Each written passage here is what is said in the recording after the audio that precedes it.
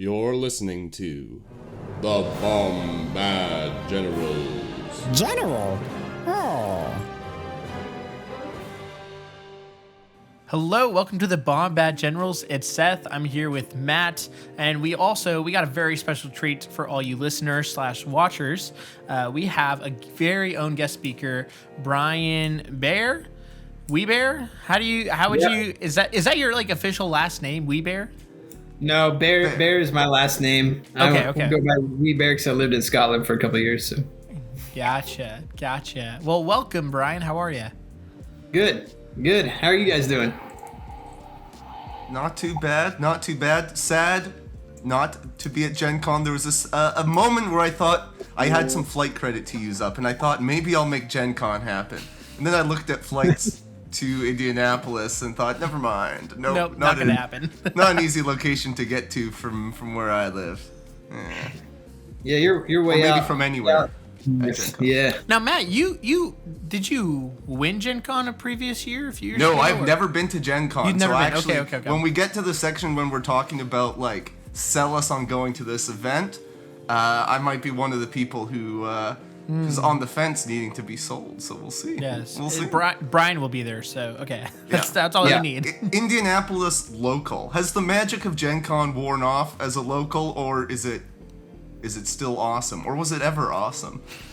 It's always been awesome. The tables are a little bit harder this time than in the past, but it was still a blast. So yeah, we had a good time. The cool thing about Gen Con, if you'll notice over the past 2 years, at least for sure over the past 2 years, is that lists are crazy at Gen Con. Like they're weird lists at Gen Con. Yeah.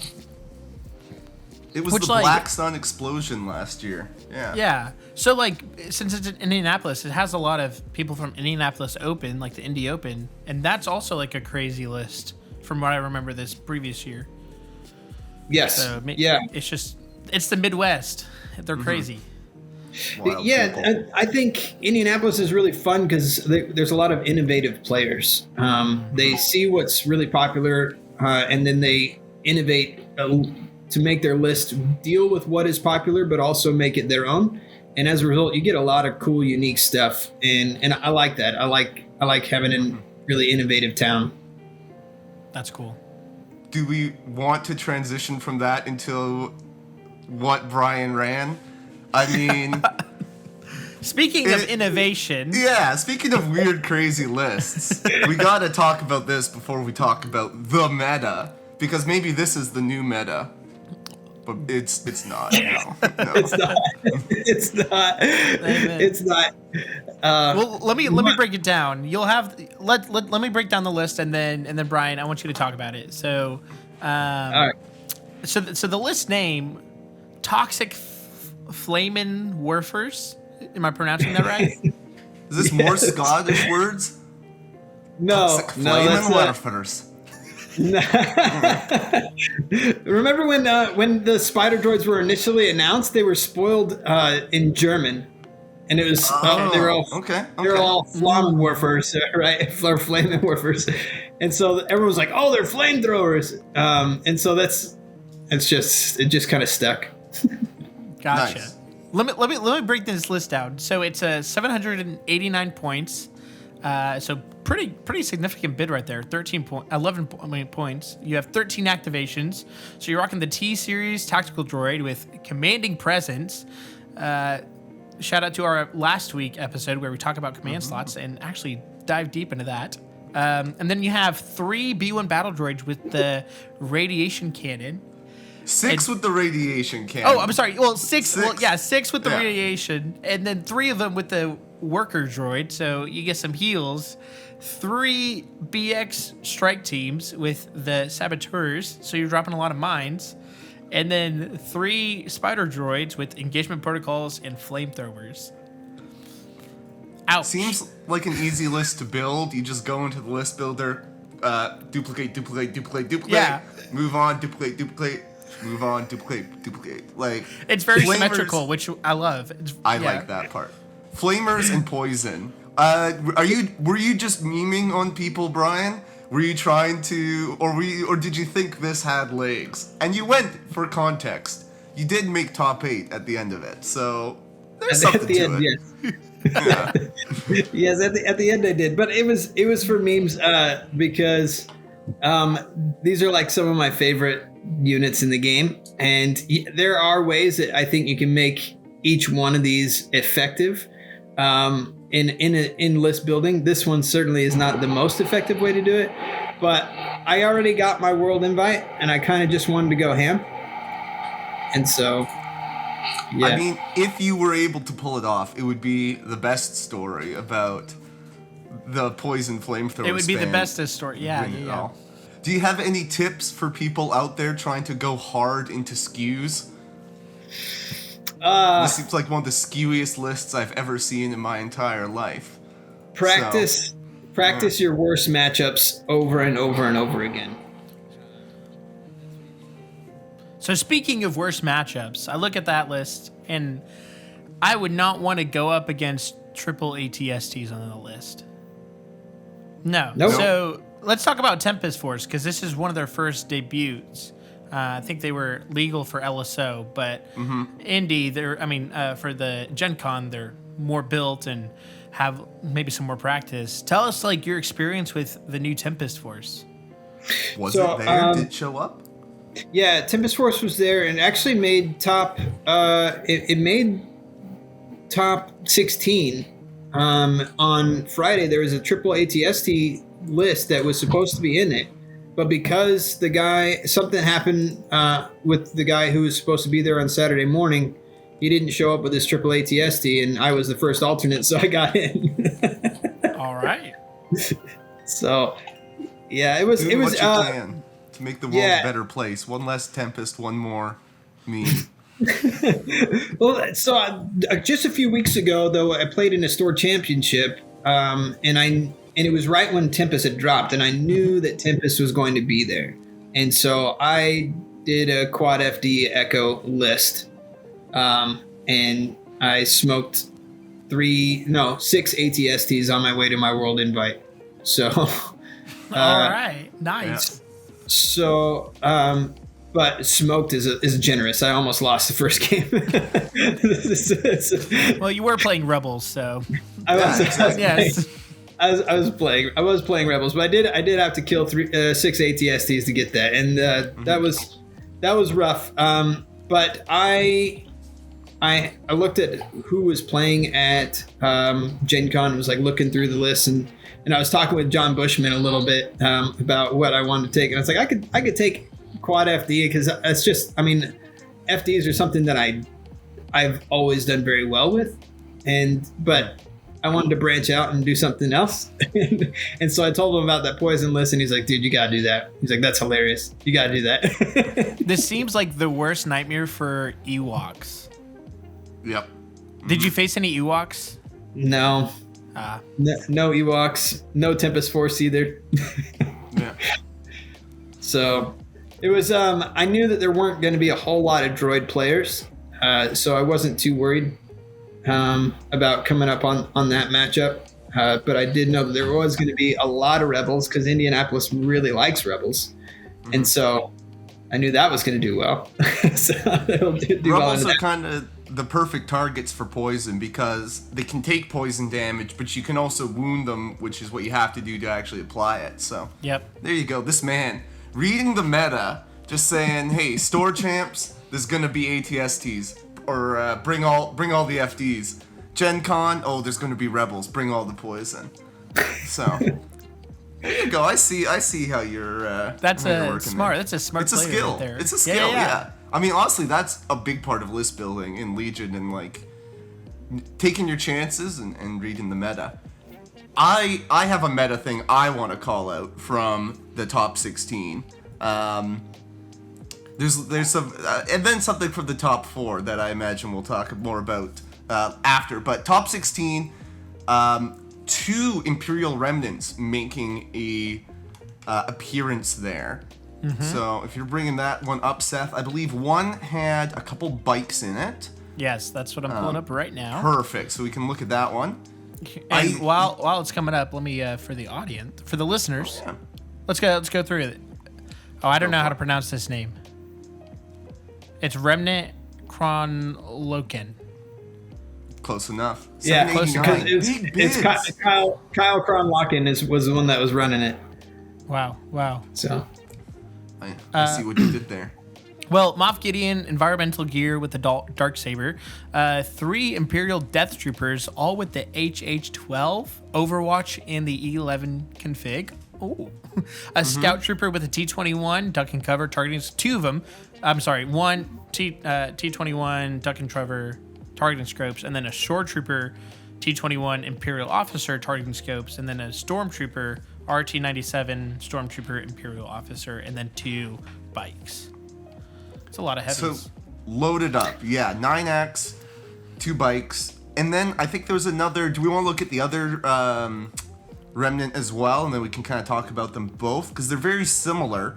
And I want to bring this up because I think we haven't really seen it make a big splash before. I think there was the one top 8 at Worlds. But other than that, we haven't seen too much, and we haven't talked about it too much. So yeah, break it down here, Seth. What's the other one looking like? So $7.99, 10 axe, Moff Gideon improvised orders with the Darksaber. So both of them having the Darksaber, a Shore Trooper with a T-21, a Stormtrooper with the T-21, 3 Scout Troopers with T-21s, all having duck and cover, and then a Death Trooper with a DLT-19 with the and E11. So you got a lot of critical in there, and then 2 E-webs with the barrage generator, and then 1 naked dark trooper. Yeah. So it's interesting. So now we can kind of talk about Remnant as a whole, and to me it feels it's a very strong gun line with all the free tokens it gets, right? But yes. The thing that always hangs me up whenever I want to build and play a Remnant list is you don't really get any heroes, and you only get 2 bikes. So your objectives are kind of weird. It is. In terms of like what you feel good against. And maybe if they're banking on, maybe these lists are banking on not a lot of Jedi, and that's what they're going with. Because, between Jedi and speeders, it's kind of, if you're neither one of those, or have answers for either of those, it feels a little tricky. The Naked Dark is interesting. I would almost think of it maybe, I'm inspired now to look at one with maybe that and the 2 bikes, kind of mush the lists together, because that's the thing. The other Imperial battle forces we look at, they've got lots of bikes. That's the thing between both Blizzard and Tempest. Or they can run triple ATST, which is its own thing as well. But 3 is the magic number for bombing run. But if you have a Naked Dark as your last one, not the worst thing. It opens up the objective deck a bit, I think. But Brian, I know you actually did get to play against a Remnant. So what are your thoughts from that game, and then just generally? I'm curious.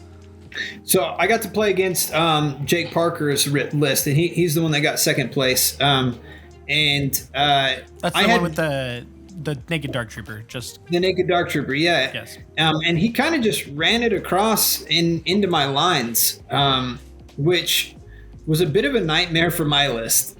They for like 3.5 rounds, they just slapped B1 silly. And the B1s couldn't do anything to him. He made a mistake with Gideon. He played Gideon's 1 pip in round 2 and just first activation bursted into my B1 lines. And I just withdrew and poisoned the guy to death. And so he dropped that round 2, and I was like, okay, so things are looking really good for me. I rapid reinforced a couple BXs on his back line just to kind of harass his back line and keep him distracted while I was moving spiders up and getting the control over the middle point. We were playing KP.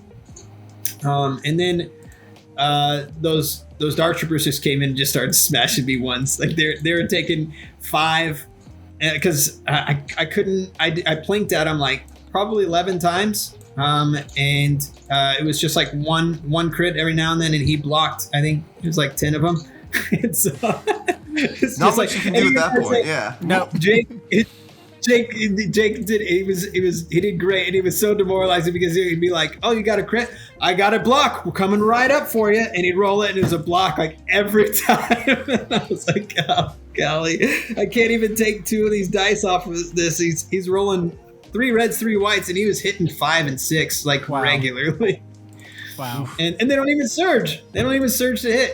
It's just like boom, bunch of dead B1s. And so I had no answer for that. So they cleaned out probably 18 B1s, which was just painful. That's yeah. And so it came down to the end. At the very end of the game, I was controlling middle, and I was attacking his objective. He had taken mine, or my side of the KP, and I had 1 unit on his, and he was able to snipe that unit off in the last round. It was just a couple of BX guys, and he was able to hit him with his scouts, finished him off, and he out attritioned me, or he outpointed me a lot, and so went to points, and he beat me 1-1. So wow, close game. Intense. Close game. It was game. Close. It was really You're close. not an Empire player, but do you think obviously got second, so has a little bit of legs. Do you think it's something we're going to see more of going forward in the next little bit? I think Remnant Remnant's been undervalued, actually underused. I think there are ways to make it super strong. I would build a little bit differently than Jake did, but Jake did fantastic with it, obviously. I think snipers are really strong right now. Snipers in especially snipers in like in putting a scout sniper in a stormtrooper squad, getting that surge hit. Surge hit with snipers is pretty solid. Right, but no sharpshooter, so you're thinking more as a range 3 pool. Mm-hmm. Yeah. Okay. Yeah, range 3 pool can be really good with that. Snipers with death troopers, super good. Yeah, range 4 Pierce. Yeah. With all suppressive. Suppressive yep. Pierce. Ooh. Surge to hit. Yep, really good stuff. And so I think that there's a lot of unexplored ways to build Remnant. I do agree with you though that it doesn't really have a good melee threat. It doesn't have very good linebackers. People will say Gideon's a good linebacker. I think Gideon is a good. I'm not a big fan of him as a linebacker. I think he's a little too squishy. Mm-hmm. So, well, also, yeah, linebacker needs to like deal with melee threats when they get in. If you've got, I don't know, Ahsoka diving your lines, even with the Darksaber, he's not really doing anything to Ahsoka. No, not enough. Yeah. No. Yeah. And so, but I think there's ways to make it work. I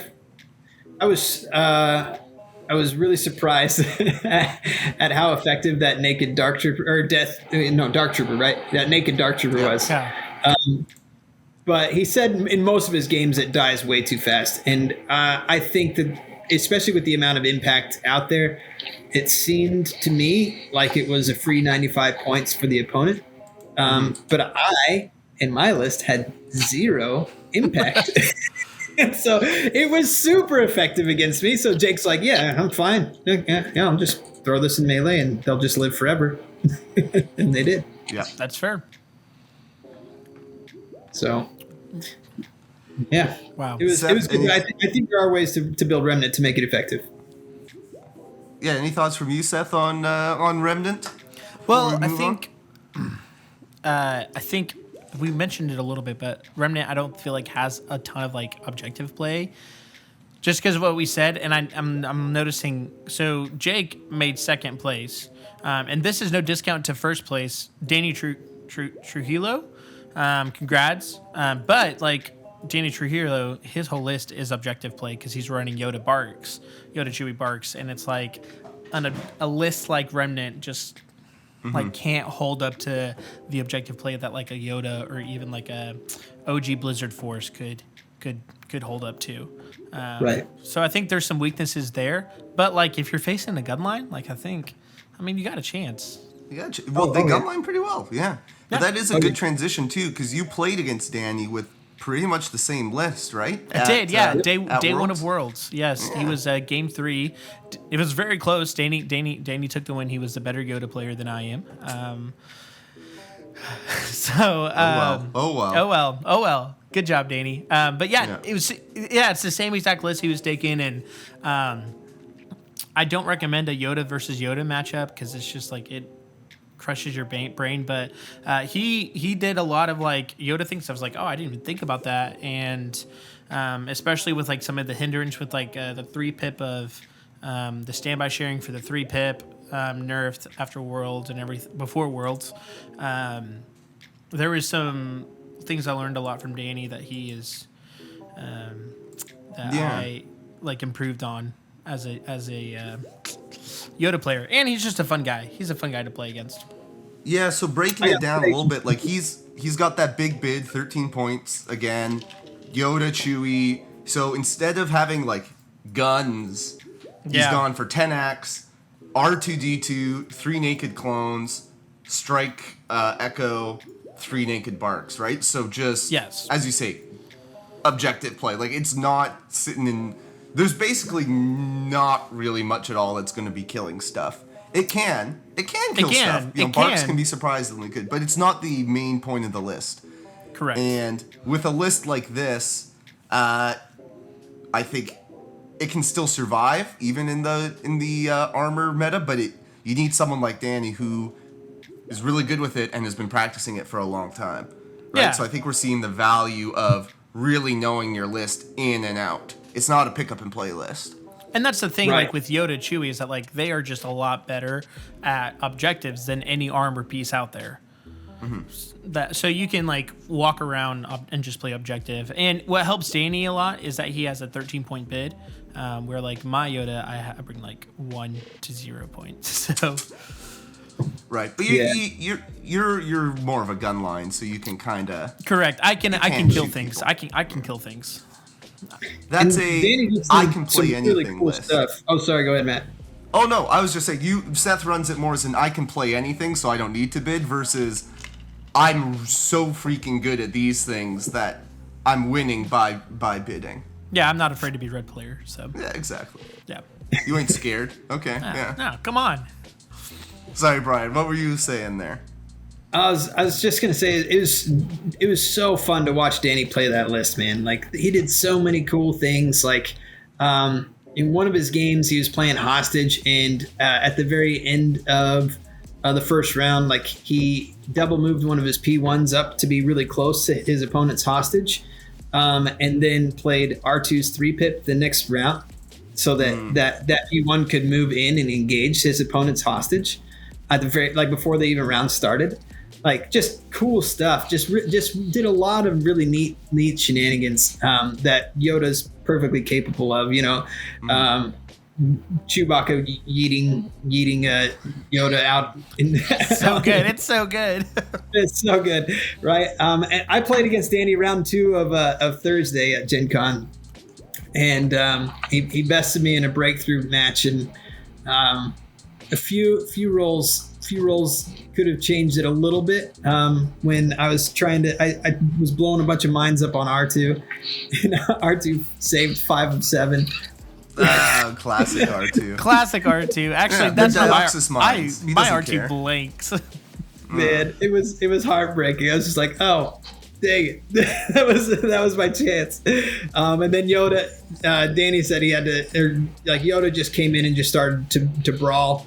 And Danny and I were talking about it afterwards, he's like, dude, if my list is relying on Yoda carrying, like Yoda going in and like killing things, he's like, then I've screwed up bad, because that's not what this list is designed to do.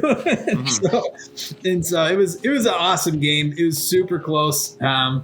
His barks saved really well. He played super smart, and my poisons just weren't able to do enough fast enough. But yeah, it was a great game. I was like, dang. I thought it was actually after, if you would have asked both Danny and I who was going to win that match at the beginning of round 3, we both would have said me, just because it was looking so good, and then it just fell apart. Yeah, that's how my Sounds like game you with need to him get went. Yeah. Oh man. Yoda's Yeah, a and turn he- 6 guy. Like, you gotta go all He 6 is. turns. No, he's got a cool head all the way up to the end of the game, which is just awesome to watch. And he just knows his list so well. It's awesome. Actually, we seeing Yoda bits sucks. come Don't back? play Yoda. Oh yeah. Yeah, don't play Yoda. No. You Sucks. want noobs to play Yoda. You want people to take Yoda to the store champ that Seth is playing at. But that's your first rep with Yoda. I already got my do worlds. that. I'm good. Oh, I'm okay. good. So yeah, okay. We don't need to spread I'm misinformation. TOing all then. the other store Yeah. champs, so it's going No, good. play Yoda. Yoda's in a weird spot because he's not Anakin when it comes to anti-armor, but in a world where there's less and less Force users and Yoda just gets to do whatever the heck he wants, oh boy. He's just so interesting to play. Oh boy.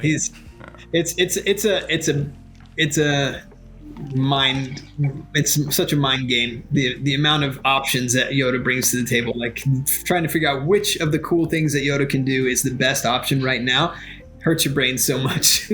Well, It for does, you me, get a headache. I just want to play more Gar generally, but also we know Bad Batch is coming, and having a big honking unit like that with Yoda and Guidance around to give Relentless to, we don't know anything about Bad Batch yet, but that feels like it could be pretty good. Like a Yeah, we're preparing. yeah. You gotta get your Yoda gotta get reps ready. in now, just in case. No. Right. Don't play Yoda. Yoda sucks. No. No, we gotta be the reliable That's right. source That's of right. That's right. information here. Yes. But last thing I think before, meta-wise, our bids coming back. We saw what, 11, 13. They feel Yes. like they're slowly creeping up. Yes, bids are coming back. It seems both in Indie Open wasn't as bad, and it seemed like some of those like Lone Star and ACO weren't as bad, but it's been just in the last month things have been creeping up a little bit. Like the last 3 weeks, I would say I've noticed quite a bit of creep. So All right. yeah. So if you want blue, you're looking at 780s now easily, I would say. Instead of low 7, like before I'd say mid to low 790s was doing it for a while. Now you're into the 80s. You're into the 80s, yeah. Yeah. Unlike Brian, who's only probably in his 60s or 70s. There we go. Hey! We got an old joke in there. Got him. Last The question. viewers will appreciate that. This Yeah. this is my last question. Brian, what was your favorite list at Gen Con? Of Gen Con Yeah. That you didn't play.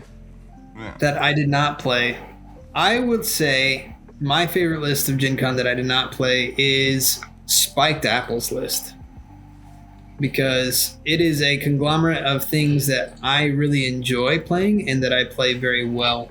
And so he had a couple of FDs, he had a couple of Mandos, he had Rebel Boba, he had Vets, he had Mark IIs.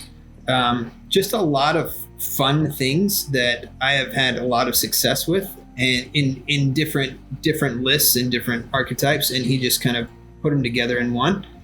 And I took a look at that list and I was like, this is an awesome list. And there was someone on the Discord channel, I think, Ryan, like Soul Ryan or something like that, sent me a list very, very similar to that. And I was like, man, I like everything about this list. I just really like it. And I feel like I could, those are things I could do well with. In that combination would be a lot of fun, because you got your things that are sitting back and shooting. You got your things that can go and get your objectives, that are playing kind of hide and seek a little bit. It just looks like a really fun list. Mm-hmm. So that's Spiked Apple's Adam Slaber, for people trying to look it up in the game uplink. Yes, Just a little bit Rebel mix and match. Very fun. But yeah, taking a step back, looking at the con as a whole thing, and Gen Con, my first thought, there were two heats, there's a Saturday, there's a Sunday. Did it feel like that was too much, or was it good in the sense of, hey, you got some time to breathe and actually check out Gen Con? So I think a lot of people liked the opportunity to check out Gen Con. I'm a little bit different when it comes to that. I've always only gone to Gen Con for competition, in the various games that I play, and so I've thoroughly I mean the con is cool, and lots of people are there for all the con things. I'm there to just play Legion. Like that's my game. I just want to play Legion. And so when Asmodee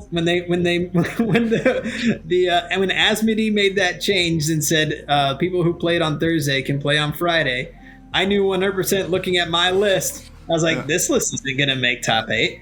I'm totally gonna play both days. More games for me. Sign me up. Let's go. Exactly. I just want to play Legion, man. That's what I'm here for. I spent a lot of money on that Gen Con ticket. Yeah, I'm gonna play as much Legion as they're gonna let me, and they let me play 3 whole days. Someone get this man off of Legion. No, Wow, he's going too long. it's too much. Yeah. That's so. I Funny. played 8 games. From like a Legion perspective, what's one thing that you would say makes Gen Con maybe stand out as a Legion event that people, if they're thinking, if I want to go there?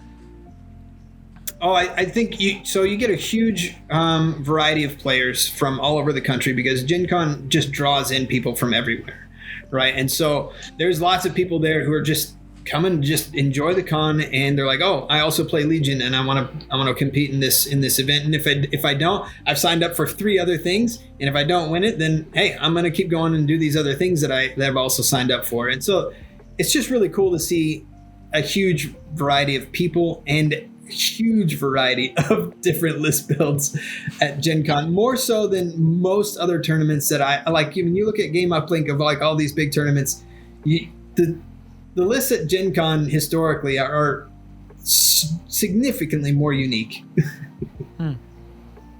So that makes it fun. It makes it interesting. It makes it spicy. Spicy. Yeah. We're all about the spice. Yeah, like especially, if people are thinking, hey, I want to go out, travel around. Sometimes it does get a little boring if you're traveling around and it's these lists again, these lists again, these lists. Part of the fun of getting out of your local area is seeing something new and something different.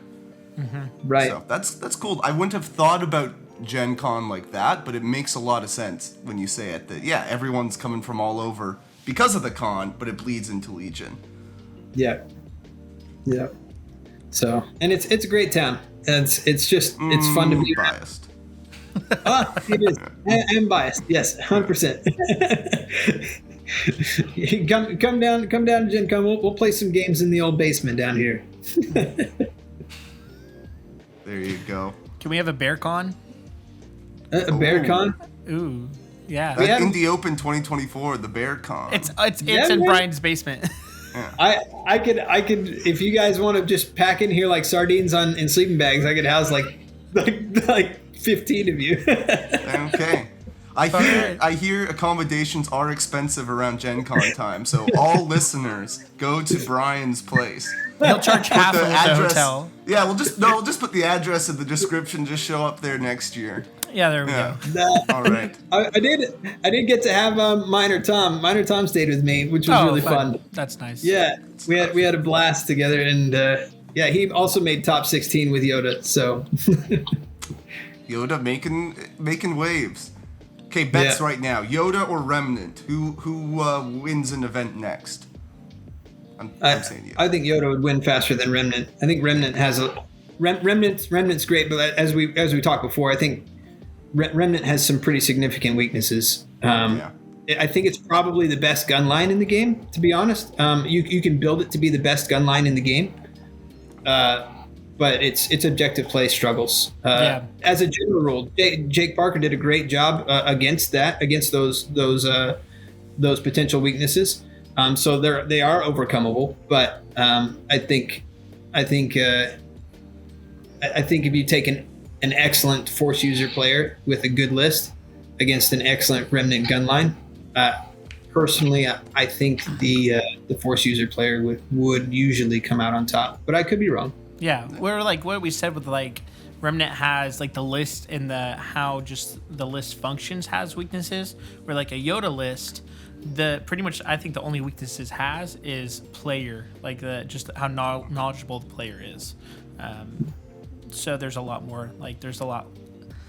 Like And fatigue. yeah, fatigue, We but talked about that, yeah. I feel like as you get more reps in, you get less fatigue because you're just like working out your brain muscles, you know. It's just like mega mind, you know, like Exactly. yeah. Yeah. Okay, takeaways from today. Bid, work out your brain muscles. I think There you those two good takeaways. That's all for. Oh, go ahead. One thing we didn't mention though is so Izzy played a really cool list. Yeah, he made top 4. He made top 4. The only person that Izzy lost to, I think, the entire con was Danny Trujillo in the semifinals there. And I just really like Izzy's list is awesome as well. It's definitely worth mentioning. I think Callus is fantastic right now with the options that he can provide. And then you got Boba. You actually got your Inferno. You've got your snipers. Like I just think it has a lot of answers for a lot of different things. And when you get a list that has those kinds of answers piloted by someone as good as Izzy, it's going to be very, very effective. Yep, it's kind of like what we were talking about with Adam, with taking a lot of the good things Rebels have and just smashing them together. You know, Izzy's list is take a bunch of the good things that Empire has, smash them all together. You know, you got high velocity marksman Pierce with Iden. You've got Boba Fett. You're already off to a great start. And then Callus has some dope command cards.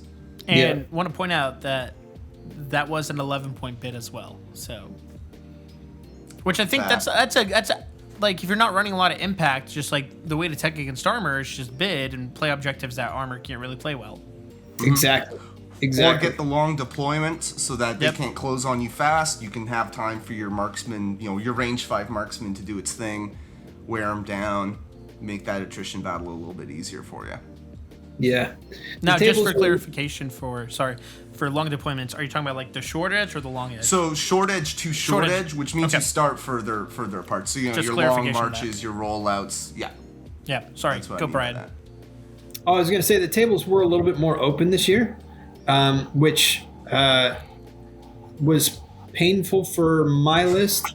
And yeah, so that I only had like one game where my BX mines were as effective as I had hoped, because there's multiple times. In fact, actually, it was kind of rough. I had multiple games, guys, where I had to play Roger on turn 1 because because I couldn't physically hide my BXs from getting shot by a bombard or by a Cassian 1-pip on round 1. And so that was a little painful. When they have Scout 3, that's not great to hear. So yeah, I think maybe note to people, I've seen this a little bit in the Invader League maps too, like just overreacting to cover changes. Like you still need to be able to hide something somewhere to make an interesting game of Legion. Yes, just with the cover rules, that does not mean that you should have less line of sight blocking terrain. Like that, it just means that cover rules have changed a little bit. let's keep the terrain the way it was. Otherwise, you're really hedging against certain list builds, and it's hard. It's hard. Yeah, it's true. I'm very much of the opinion they never gave us new guidelines on terrain, so we can only assume that these rules are intended for how terrain was, and that's how they're intending the game to be, and I'd rather roll with that than overreact in the opposite direction. But that's just me. Yeah. Boom. Yeah. Awesome. Well, I think that's it that we have for today. Thank you, Brian, for coming on.